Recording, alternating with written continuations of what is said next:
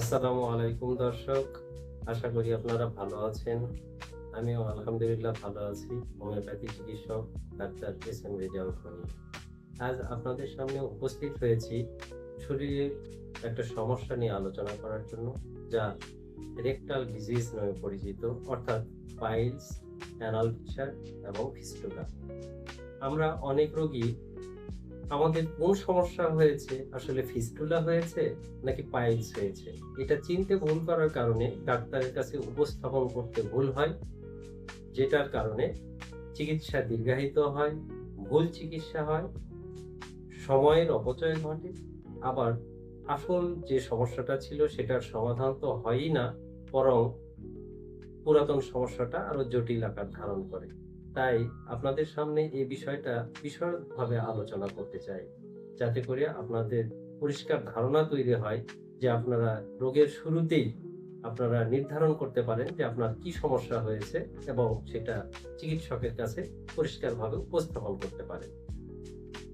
প্রথমে আলোচনা করব পাইলস কি কারণে হয় বা পাইলস বিষয়টা কি। পাইলস মূলত মলদ্বারের রক্তনালীর প্রদাহ থেকে উৎপন্ন হয়। আর ফিস্টুলাটা মূলত মলদ্বারের বাহিরে কোনো একটা ইনফেকশন জনিত কারণে ক্ষত তৈরি হতে পারে। ফিস্টুলা মূলত মলদ্বারের যে লাইনিং রয়েছে তার বাহিরে কোনো একটা ইনফেকশন জনিত কারণে হতে পারে, অথবা ফোড়া থেকে হতে পারে। আর অ্যানাল ফিশারটা হলো মূলত মলদ্বারের কোনো অংশে কেটে যাওয়া, ফেটে যাওয়া, অথবা মলদ্বারের ভিতরে যেটা মলাশয় রয়েছে সেখানে ভিতরের অংশ ফেটে যেতে পারে, ক্র্যাক হয়ে যেতে পারে। এটাই মূলত অ্যানাল ফিশার। কি কারণে এই রোগগুলো হয়, এবার আমাদের পরিষ্কারভাবে ধারণা থাকতে হবে।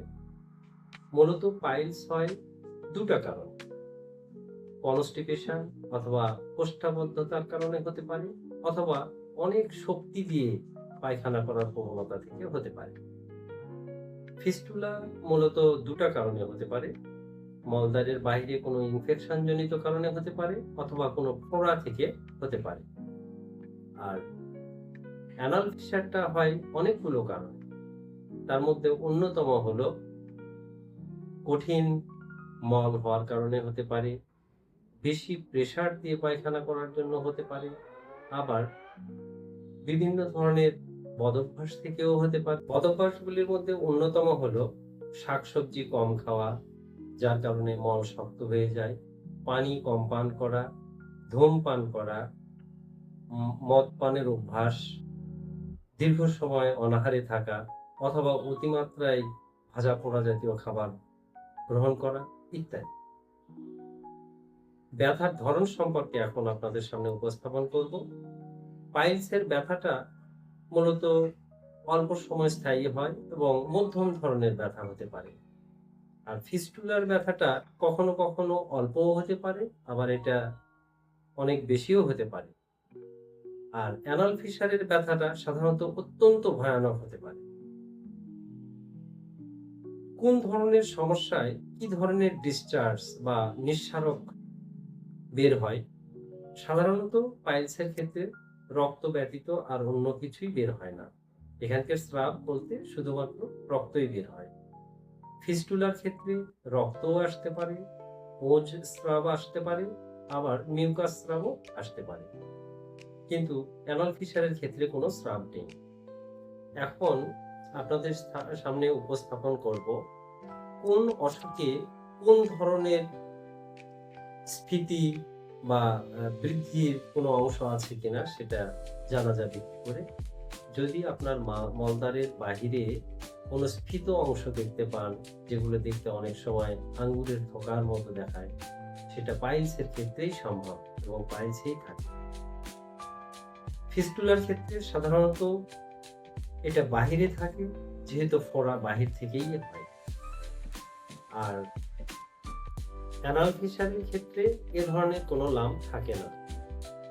এখন আমি আপনাদের সামনে বলবো যেটা কত মেয়াদে ভোগান্তি হতে পারে ভুক্তভোগী।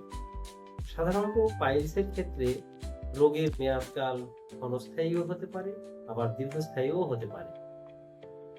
ফিস্টুলার ক্ষেত্রে সাধারণত দীর্ঘস্থায়ী হয় এবং পুনরায় পুনরায় আক্রমণ হয়। আর অ্যানাল ফিশারের ক্ষেত্রে এটা অল্পস্থায়ী মেয়াদেও ভোগান্তি হতে পারে, দীর্ঘস্থায়ী মেয়াদেও ভোগান্তি হতে পারে। তবে আমাদের হোমিওপ্যাথিতে অত্যন্ত সুন্দর এবং সুবিন্যস্ত ঔষধ প্রয়োগের মাধ্যমে এই সমস্যাগুলো থেকে সম্পূর্ণ আরোগ্য লাভ সম্ভব। তবে এর আগে মূলত আমি একটা বিষয়ে আরেকটু বলতে চাই, সেটা হলো পাইলস সাধারণত দু ধরনের হয়ে থাকে, এক্সটার্নাল পাইলস এবং ইন্টারনাল পাইলস। এক্সটার্নাল পাইলস বলতে সাধারণত মলদ্বারের বাহিরে আঙ্গুরের থোকার মতো কোনো লাল অথবা নীল রঙের অংশ বের হতে পারে।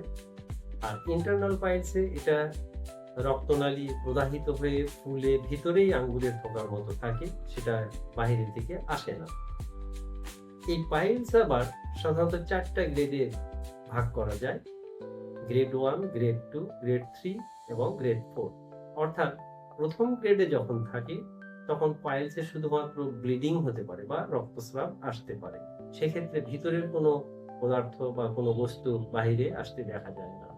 যখন রোগী একটু পুরাতন সময়ে উপস্থিত হয় তখন মলদ্বারের ভিতর থেকে কোনো একটা অংশ বাহিরে আসে, কিন্তু মলত্যাগ শেষে, পানি ব্যবহার শেষে এটা পুনরায় আপনা আপনি ভিতরে প্রবেশ করে।